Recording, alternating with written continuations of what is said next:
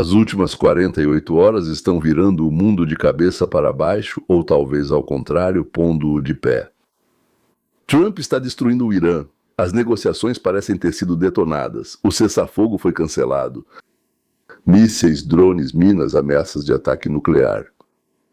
Será que mísseis iranianos com ogivas radiológicas vão voar em direção a Israel? Rússia fornece peças de reposição ao Irã de forma discreta. No Iraque, iranianos estão sendo mortos em massa. Foi um fim de semana complicado no mundo, acabou de terminar. Em outras palavras, nas últimas 48 horas, o mundo ficou visivelmente mais perigoso. A Guarda Revolucionária do Irã atacou navios mercantes que passavam pelo estreito. Os Estados Unidos, sob o manto da noite, escoltaram cerca de 200 petroleiros bem debaixo do nariz do Irã. Em resposta a esses ataques do Irã, os Estados Unidos lançaram ataques massivos contra instalações críticas no Irã. Em resposta, o Irã anunciou sua saída do acordo e, na prática, enterrou o regime de cessar-fogo. Israel destrói cidades subterrâneas feitas pelos iranianos para o Hezbollah. Ao mesmo tempo, o Iraque realiza operações contra forças ligadas a Teherã, enquanto nuvens de uma nova guerra se formam no Oriente Médio. O Irã já declarou estar pronto. Lançar um míssil com uma ogiva nuclear real? Neste vídeo, vamos analisar o que exatamente aconteceu nas últimas 24 horas, porque o cessar-fogo fracassou e como está mudando a lógica da guerra de drones e mísseis. E o mais importante, o que tudo isso pode significar para os Estados Unidos, Israel, Irã e o mundo inteiro. Separadamente, essa pode ser a parte mais preocupante do vídeo. Vamos analisar o quão real é a ameaça nuclear do Irã, ou bem, de uma arma radiológica suja. Para onde ela teoricamente pode ser lançada, e o que de fato aconteceria se esse míssil fosse interceptado diretamente no céu, no ar, durante o voo. Fique até o final. Vamos falar não só sobre os fatos, mas também sobre cenários futuros nos quais a ameaça iraniana ou será finalmente derrotada, ou se tornará um catalisador para uma grande guerra. Amigos, fico feliz em receber todos vocês no canal. Se você está aqui pela primeira vez, não se esqueça de se inscrever e deixar um like. Isso, como vocês sabem, é de graça. Mas ajuda muito a promover o conteúdo analítico nos algoritmos. Escrevam nos comentários de onde vocês estão assistindo: Los Angeles, Tel Aviv, Moscou, Berlim, Tbilisi, Vilnius, Sydney. Nossa audiência realmente está espalhada pelo mundo todo. E um pequeno pedido. Escrevam aí embaixo. Vocês acham que já chegou a hora de agir com firmeza, mas com firmeza mesmo, com rigor? No, jostka. Acabar de vez com a ameaça iraniana, ou ainda faz sentido negociar? A opinião de vocês é importante não só para mim, mas também para quem lê esses comentários. Acreditem, eles são lidos. Agora, vamos ao que interessa. Então, até o dia 29 de junho, a situação está da seguinte forma. Na noite passada, os Estados Unidos fizeram ataques massivos a alvos no Irã. Os alvos foram escolhidos de propósito. Inteligência militar, centros de comunicação, sistemas de defesa aérea, depósitos de drones, depósitos de mísseis, instalações de logística e comando de tropas. Esta não é uma resposta simbólica tipo vocês em nós, nós em vocês, por assim dizer, olho por olho, e cada um vai para o seu lado, não. É uma tentativa metódica de retirar do aparelho militar iraniano o seu sistema nervoso. O pretexto formal, o ataque do Irã a navios comerciais que passam pelo Estreito de Hormuz. Primeiro foi assim, um petroleiro, depois o segundo, inclusive um navio sob bandeira do Panamá com mais de 2 milhões de barris de petróleo a bordo. Bem, Deus me livre de acontecer algo com esse petróleo. Ele pode começar a vazar na água, no estreito. E então, depois de mais um ataque de drone de combate, os Estados Unidos passaram de ações limitadas para uma operação em maior escala, o Comando Central. Isso, bem como vocês sabem, nos Estados Unidos é o CENTCOM. Declarou que o Irã teve a chance de cumprir o acordo de cessar-fogo, mas o Irã não aproveitou essa chance. É uma linguagem que ainda permite voltar às negociações, mas já está no limite. Uma trégua que já estava por um fio. Em uma noite virou ficção. Ataques a alvos militares e retaliação contra posições dos Estados Unidos na região. Não é mais um incidente, e sim uma fase completa de escalada. Ainda dá para recuar, sorrir, limpar tudo e voltar atrás, mas agora está longe demais. Em resposta, o Irã tomou uma atitude que, segundo ele mesmo, é apresentada como uma operação ofensiva combinada. Corpo dos Guardiões da Revolução Islâmica, CGRI, anunciou o uso em massa de drones de ataque e mísseis contra 8 instalações de infraestrutura militar dos Estados Unidos na região. Bem, antes de tudo, isso inclui Bahrein e Kuwait. Eles nem sequer tentam esconder isso. Nas declarações oficiais, dizem isso diretamente. Estamos tentando matar americanos. Estamos bombardeando a base deles. E coisas do tipo. São divulgadas imagens de lançamentos de mísseis, decolagens de drones de ataque, céu noturno, traçantes, flashes de lançamentos, sons altos. Isso tudo não são exercícios de tiro, são ações de combate. Um dos mísseis é registrado no ar sobre o território do Kuwait, no momento da troca de ataques. O Irã mostra isso de forma ostensiva. O que exatamente ele está mostrando? Estamos prontos para atacar alvos americanos, ou seja, temos tanto força quanto capacidade, não nos dobraram. Segundo, achamos que isso significa que os Estados Unidos violaram o cessar-fogo. Não importa quem foi o primeiro, para bem, de modo geral, não tem nenhuma importância. O essencial é que os Estados Unidos violaram o cessar-fogo. E nós não reconhecemos mais os limites nos quais tentaram nos atingir. Ou seja, na verdade, eles já estavam caminhando para esse momento há bastante tempo. E só estavam esperando uma oportunidade para que isso explodisse. E agora explodiu. E isso é importante entender. Não se trata apenas de dano físico, mas também de um sinal político, que na verdade, eu diria assim, é direcionado a todos os atores, a todos os participantes, a todos os atores da região. Assim, por assim dizer, traduzindo do inglês, sim. Então vamos agora olhar para o nível diplomático. Ao longo dos últimos meses, havia um memorando de entendimento e um regime de cessar-fogo frágil, mas permitia, de certa forma, manter uma grande ilusão de que o conflito ainda era controlável. Periodicamente, aliviar a situação através de negociações. Isso é uma ilusão. E ao que tudo indica, a ilusão desmoronou. No momento em que o Irã quis, não importa se foi agora ou não, o importante é que, ao que parece, ela desmoronou. E mais uma vez, ainda pode ser restaurada, ou seja, não aconteceu nada de tão grave, nada que seja definitivo, nada disso, mas já está muito perto disso. O canal de televisão israelense I-24 informa que mais uma rodada de negociações entre os Estados Unidos e o Irã, que deveria acontecer na Suíça, foi cancelada. Na verdade, a via diplomática foi colocada em pausa. E não é apenas uma pausa técnica, é um congelamento político. Parece que todos querem mostrar que não se importam, como se pudessem viver sem negociações e, se quisessem, atacar com força e causar um grande estrondo. A retomada é possível, mas não agora, nem nas atuais condições de ataques com mísseis e bombardeios a bases americanas, bem como, consequentemente, das posições iranianas. O que isso significa na prática? Em primeiro lugar, se o regime de cessar-fogo for definitivamente rompido, resta apenas uma carta na mesa. Não há mais nada, combates em grande escala. Ou seja, em segundo lugar, a questão sobre o futuro do Estreito de Hormuz do Iraque e do Líbano já não é mais decidida na mesa de negociações. Agora é determinada pela força dos ataques, pela intensidade do fogo e pela disposição das partes em avançar ou atingir um objetivo. Até que um dos lados perceba que, bem, é muito desvantajoso continuar. E é aqui que chegamos à tese principal. A trégua, que muitos apresentaram como um sucesso da diplomacia, parecia assim no início, mas desde o começo foi um erro. Porque isso dava ao Irã tempo para recuperar forças. Ou seja, eu estava entre aqueles que achavam que era possível chegar a algum acordo. E eu achava que era possível chegar a algum acordo, mas não de qualquer jeito. Eu nunca acreditei que fosse possível chegar a um acordo com o Irã. Com o Irã de hoje não dá para chegar a um acordo, não. Mas eu pensava que talvez, até as nossas eleições, a gente pudesse ganhar tempo e depois decidir o que fazer, dependendo do resultado dessas eleições.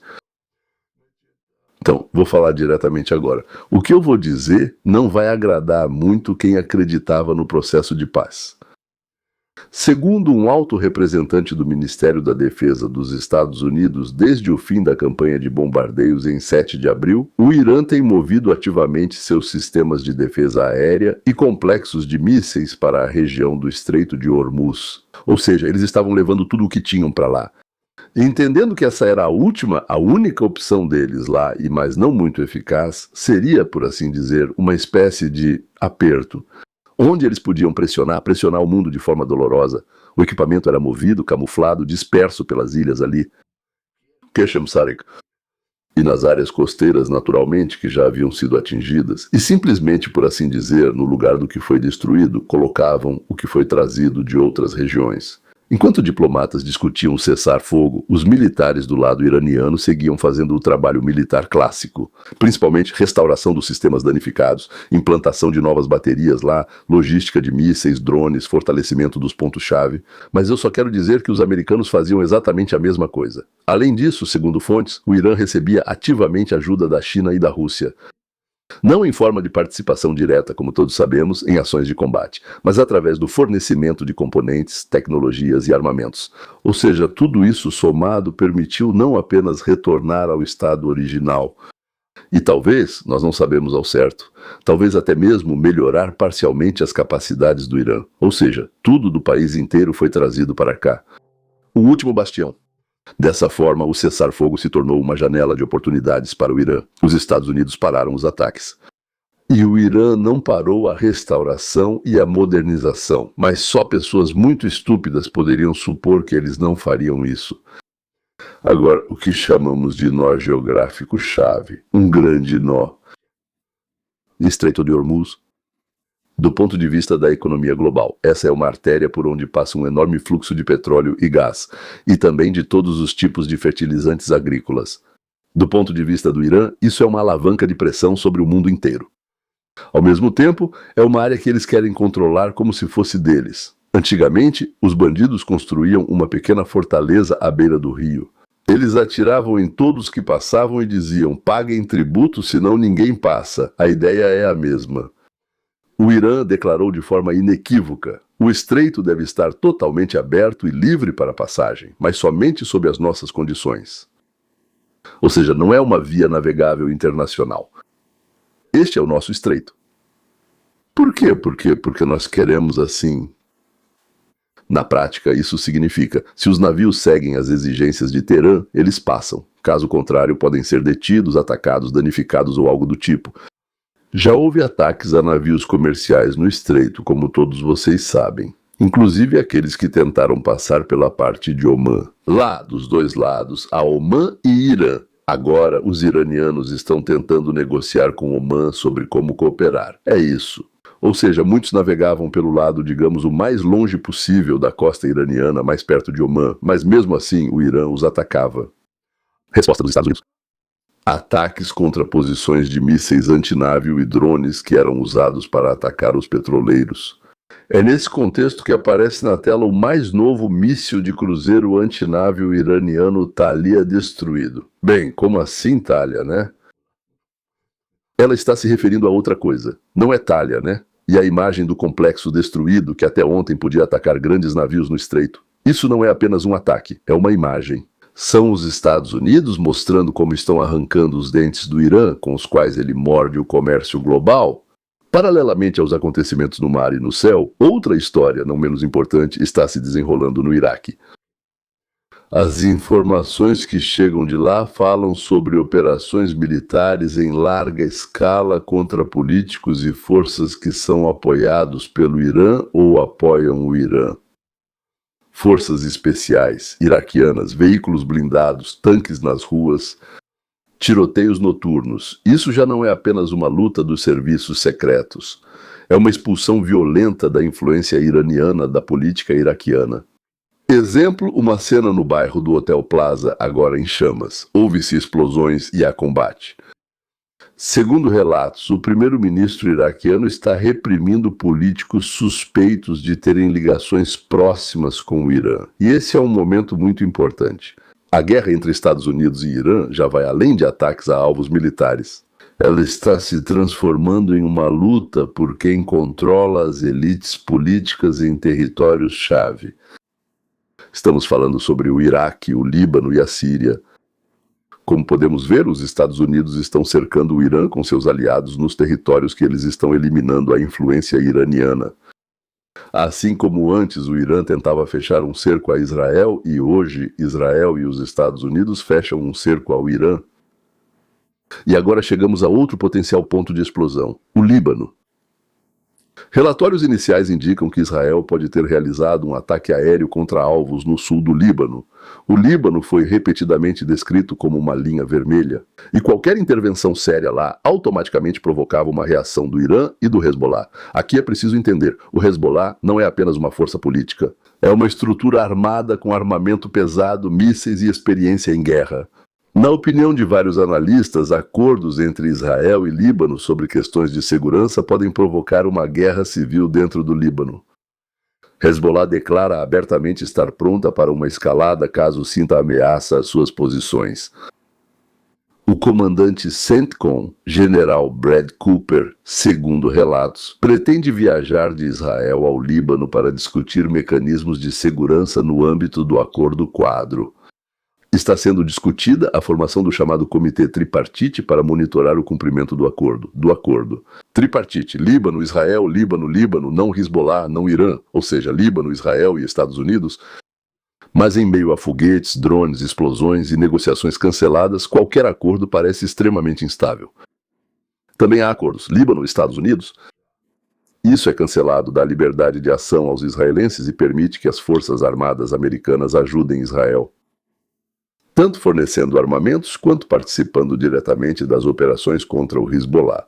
Ou seja, nesse sentido, isso dá liberdade de ação a Israel e possivelmente terá um impacto muito positivo na existência futura de Israel em geral e na convivência entre Líbano e Israel. E agora, algo que não foi abordado nas análises anteriores e que é fundamental para entender todo o quadro: as posições dos três maiores atores externos, começando pela Europa. A Europa não fala com uma só voz nesta guerra, o que já é revelador.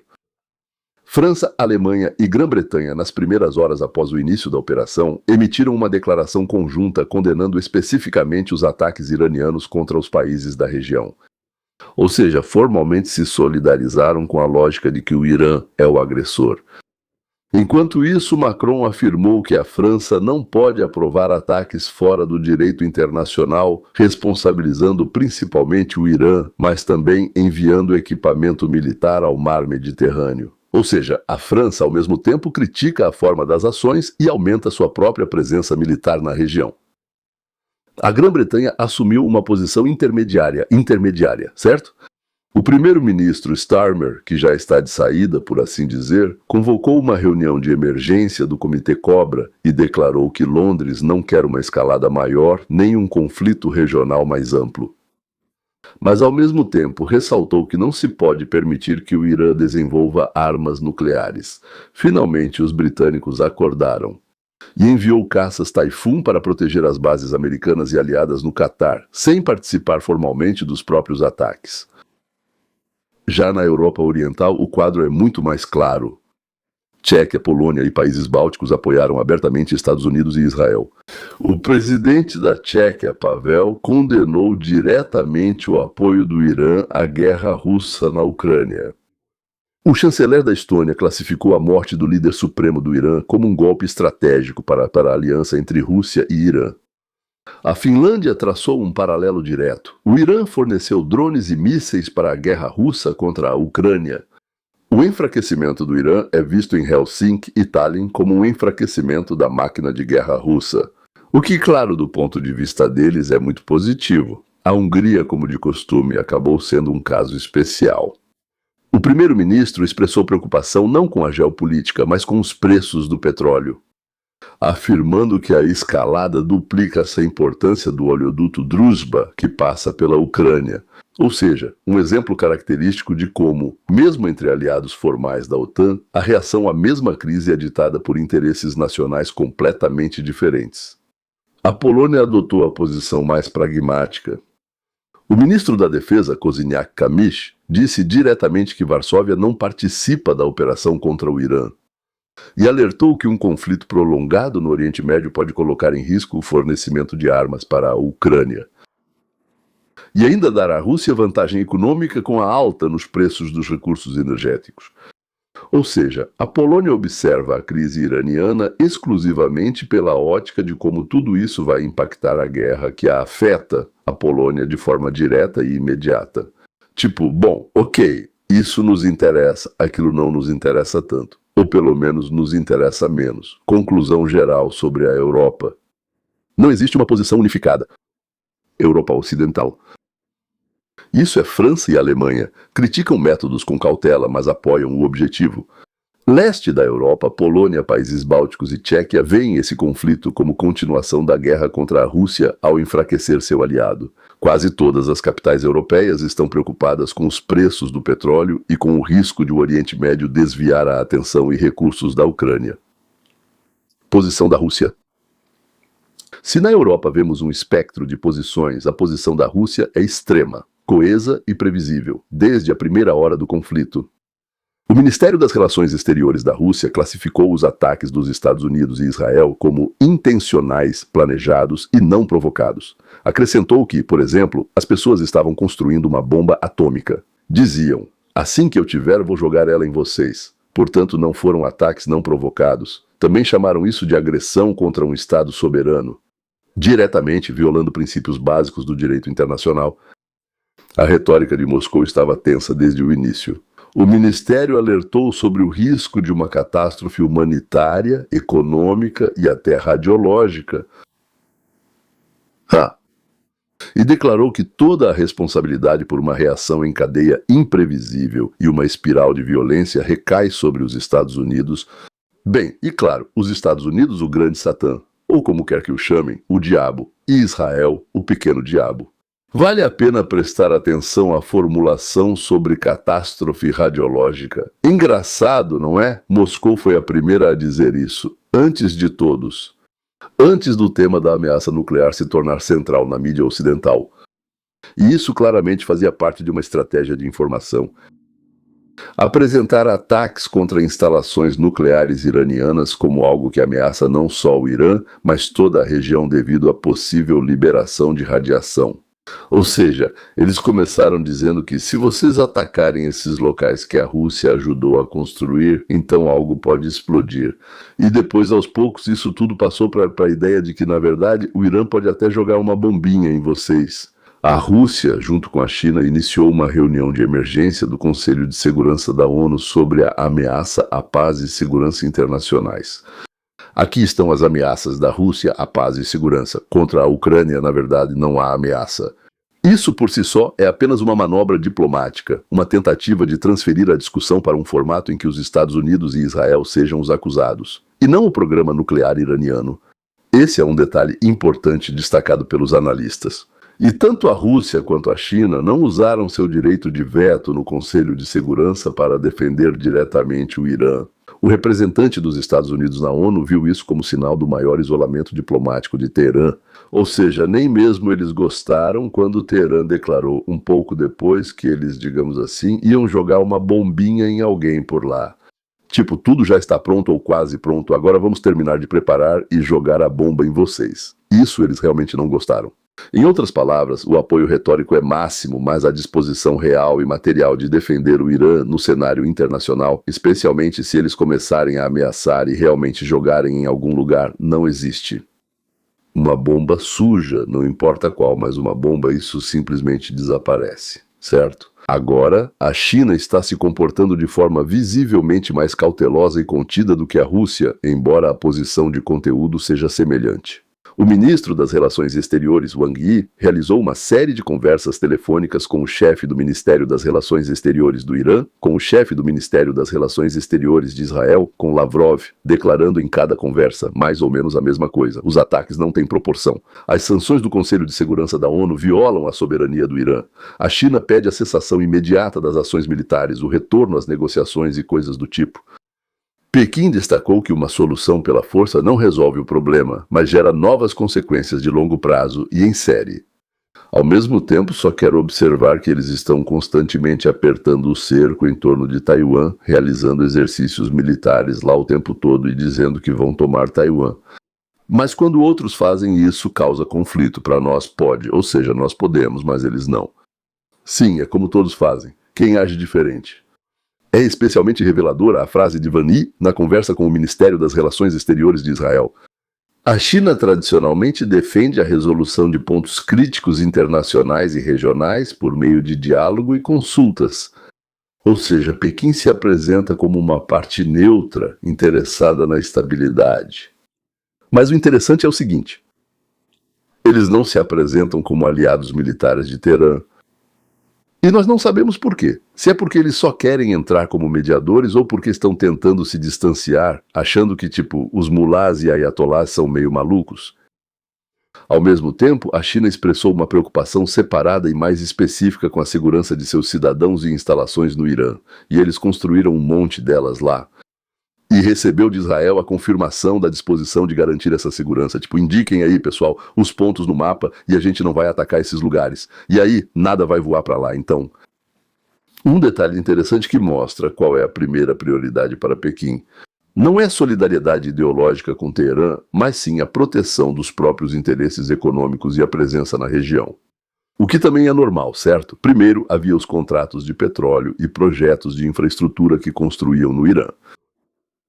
A principal diferença de Pequim em relação a Moscou é que a China fala a linguagem da diplomacia multilateral e do direito internacional, enquanto a Rússia fala a linguagem do confronto geopolítico direto com o Ocidente. Eles ainda herdaram isso da União Soviética e não conseguem mudar, mesmo sendo outra geração. Ambos os países condenam igualmente os ataques, mas Pequim faz isso claramente pensando em preservar sua própria reputação como mediador, e não como aliado ou como parte interessada. Agora, a ameaça nuclear, até que ponto isso é realmente possível? Bem, ou seja, vamos ao que muitos de vocês ficaram esperando até agora, e aqui vou tentar ser o mais preciso possível com os fatos. Porque esse assunto é sério demais para especulações, as avaliações de inteligência divergem, e aqui é preciso total honestidade. Segundo a AEA, no final de junho, o Irã ainda tinha 449 quilos de urânio enriquecido a 60%, com posterior enriquecimento ao nível de armamento de 90%, isso é teoricamente suficiente para produzir de 8 a 10 cargas nucleares. Antes eles diziam de 10 a 12. Eu não sei qual é o número mais exato. Tecnicamente, tendo uma cascata de cerca de 200 centrífugas, ou seja, IR-6, é possível transformar o estoque já acumulado de 60% em material para armas, em questão de dias. Cerca de 10 dias com carga total para uma carga completa, e tenho quase certeza de que tudo o que eles conseguiram tirar dessas ruínas, eles já estão purificando agora. Mas entre ter matéria-prima suficiente e uma ogiva pronta, existe uma distância bastante significativa. O diretor da AIEA, Rafael Grossi, declarou publicamente que a agência não possui dados sobre uma atividade estruturada, sistemática e sistematizada. Um programa voltado para montar um dispositivo nuclear pronto, ou seja, há urânio enriquecido, mas isso não garante que a bomba esteja pronta. Mas aqui é preciso dizer imediatamente, nem ele sabe, nem nós sabemos. Segundo a avaliação de especialistas independentes, ou seja, do Centro de Pesquisa sobre Não Proliferação, mesmo com a quantidade suficiente de urânio enriquecido, transformá-lo em uma ogiva funcional exige meses de trabalho adicional. De novo, nós não sabemos. Sabemos que no início dos anos 2000 da Ucrânia vieram ex-soviéticos, da Rússia vieram especialistas que trabalhavam exatamente nisso com os iranianos. Por isso, como eles avançaram nesse assunto, nós não sabemos. Ou seja, a fabricação de componentes precisos de um dispositivo implosivo, testes, integração na ogiva, exige conhecimento, tempo e experiência. O quanto eles têm disso, mais uma vez, teoricamente eles recebiam isso do território da antiga União Soviética, ou seja, da própria União, depois da Rússia, da Ucrânia. E nós não sabemos o quão avançados eles estão. Eles dizem avançados, e nós dizemos não sabemos. Acreditamos neles ou não acreditamos? Eu diria o seguinte, prefiro acreditar do que dizer, não pode ser. E depois, bum, explodiu. Após os últimos ataques, essa é a Operação Ep-Hiuri, iniciada em fevereiro, a situação ficou ainda mais complicada do ponto de vista da verificação. No dia 28 de fevereiro, o Irã interrompeu completamente o acesso dos inspetores da AIEA, desligou as câmeras de vigilância e removeu os lacres de todas as instalações declaradas. Isso significa que o mundo externo agora não tem uma visão clara e confiável. Na verdade, o mundo já não tinha um quadro confiável antes disso. Porque o que acontecia lá com eles, em algumas cavernas, em alguns subterrâneos e assim por diante, ninguém sabe. Quantas centrífugas foram entregues a eles da Rússia, da Coreia do Norte, do Paquistão? Novamente, ninguém sabe. Onde elas estão, ninguém sabe. O que eles mostraram, eles mostraram. O que eles não mostraram, eles não mostraram. Acreditar nisso, bem, é uma coisa boa, por assim dizer. Sim, acredite, acredite, acredite, acredite, acredite. Só que quando não tem como verificar, e eles já enganaram 100 vezes antes, fica bem difícil dizer para si mesmo, ah não, claro, dessa vez eles estão falando a verdade. Não é? Então, o maior fracasso de verificação na história das relações da AIEA com o Irã, segundo a própria AIEA, na verdade, eu te garanto, isso já estava previsto desde o começo, o maior fracasso do que se sabe sobre as destruições. A principal usina de enriquecimento em Natanz foi danificada em 75%. Porcentagem, isso significa que 6.000 centrífugas foram destruídas. A instalação Fordo, enterrada na montanha, sofreu danos de 30%. Ou seja, o núcleo dele poderia potencialmente ter permanecido funcional. E a fábrica em Isfahan foi destruída em 90%. E o que mais e onde mais, nós não sabemos. Aqui está uma resposta honesta. Até hoje, o Irã não possui uma ogiva nuclear confirmada, montada e pronta para uso. Isso não é propaganda, mas avaliação coincidente de fontes ocidentais e neutras. Ameaças de varrer do mapa, vindas de ambos os lados do conflito, fazem parte da guerra psicológica e da barganha, e não descrevem as reais e comprovadas capacidades militares até o momento. Aqui, então, existe mais um risco que é chamado de bomba suja. Esse risco parece mais realista. É por isso que quero analisar isso separadamente. Isso não é uma explosão nuclear no sentido clássico, mas sim um dispositivo explosivo comum que espalha material radioativo pela área. Bem, quando ele detona, certo? Para esse dispositivo não é preciso enriquecer o urânio até 90% como no grau militar. E também não é necessário uma ogiva miniaturizada de implosão que possa ser colocada em um míssil balístico. Basta um estoque comum de 60% embalado junto com explosivos, apenas explosivos comuns. Os especialistas respondem diretamente. Esse dispositivo fisicamente não cabe em uma ogiva de míssil balístico. Ele é volumoso demais. Mas ele pode ser transportado em um caminhão fechado ou a bordo de um navio de carga e levado suficientemente perto do alvo. Ou seja, o portador não é um míssil, mas a logística de contrabando. O que é muito mais difícil de interceptar antecipadamente, concorda, do que o lançamento de um míssil. Os alvos logísticos para esse tipo de ameaça não são instalações militares profundas, mas sim pontos altamente simbólicos e cheios de pessoas. Um grande centro portuário no Golfo Pérsico por onde passa o fluxo de petroleiros, uma base militar da coalizão no Bahrein ou no Kuwait. Ou, no cenário mais sombrio, uma tentativa de contrabando e entrega pelo mar em direção a Israel. Quero enfatizar que isso não é um plano de inteligência confirmado, mas sim uma análise da lógica mais provável de tal dispositivo, se é que realmente existe montado. Até o momento não tenho provas diretas disso. O que acontece se um míssil balístico com carga radioativa for interceptado no céu? E esse é um ponto separado, importante para o entendimento técnico e, para ser sincero, não só técnico. Se hipoteticamente o Irã realmente colocasse uma carga radioativa em um míssil balístico, como sabemos, 12 desses mísseis foram entregues no início dos anos 2000 por Kushma ao Irã. Parte foi vendida diretamente em acordo secreto, outra para intermediários chineses, que depois repassaram ao Irã, certo? Então, se esse míssil for interceptado por um sistema de defesa antimísseis em grande altitude, uma explosão nuclear simplesmente não acontecerá. Não basta ter material radioativo, é preciso um dispositivo funcional com reação em cadeia, que não existe ali. Quando interceptado em grande altitude, o explosivo convencional ao redor do material radioativo será ativado pelo impacto do interceptador. E as partículas radioativas serão dispersas nas camadas superiores da atmosfera. Em uma área enorme, só para ficar claro, em uma área enorme, mas elas estão concentradas em um único ponto de queda. Por um lado, isso espalha a contaminação radioativa por uma área muito maior, mas com uma concentração muito menor.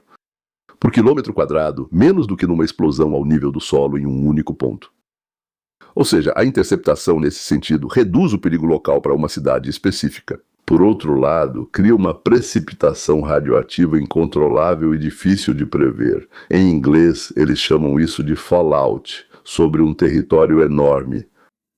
Pode afetar vários países ao mesmo tempo, como chuva radioativa, dependendo do vento e altitude da interceptação. Foi isso que a diplomacia russa quis dizer ao falar sobre uma catástrofe radiológica.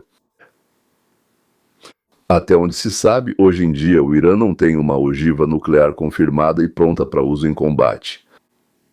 Isso, como já disse, é uma avaliação coincidente de várias fontes sérias. A ameaça de uma bomba suja é teoricamente e tecnicamente mais fácil de ser realizada do que uma arma nuclear propriamente dita.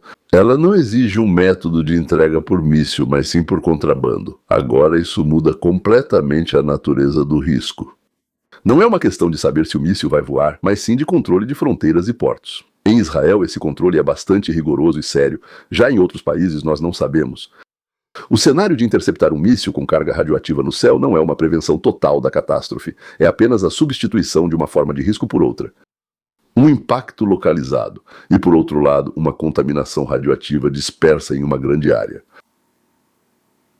Agora vamos passar para o nível meta, para o nível da principal tecnologia, a globalização. Uma das tendências mais importantes dos conflitos modernos, países como Irã e Coreia do Norte, não necessariamente inventam a tecnologia do zero. Eles adaptam e copiam desenvolvimentos ocidentais. Um exemplo, o mais novo drone de ataque americano que se perdeu sobre o Irã durante o governo Obama não foi destruído. Até agora eu não entendo como isso aconteceu, quem deu a ordem para não destruí-lo. Eles deixaram ele ser capturado. Por quê? Os iranianos fizeram engenharia reversa.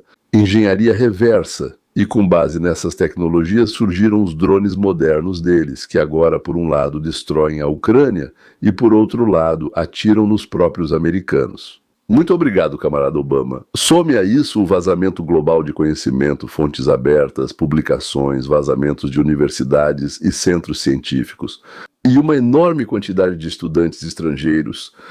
Em universidades ocidentais, como no Canadá, encontraram vários PhDs, doutorandos, que faziam exatamente isso.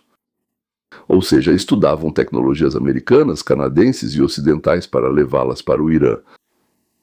Eles basicamente fazem isso. Depois a China, por exemplo, simplesmente envia estudantes, cerca de 10 a 30 mil, não lembro exatamente, citaram esses números, graduados que então trabalham para o KGB local deles, tentando determinar a idade deles, eles vinham para cá. Entravam nas universidades e avançavam. Eles são bons alunos, já entendem tudo. Por isso, ultrapassavam americanos e outros rapidamente, tornando-se assistentes e sendo convidados para trabalhar.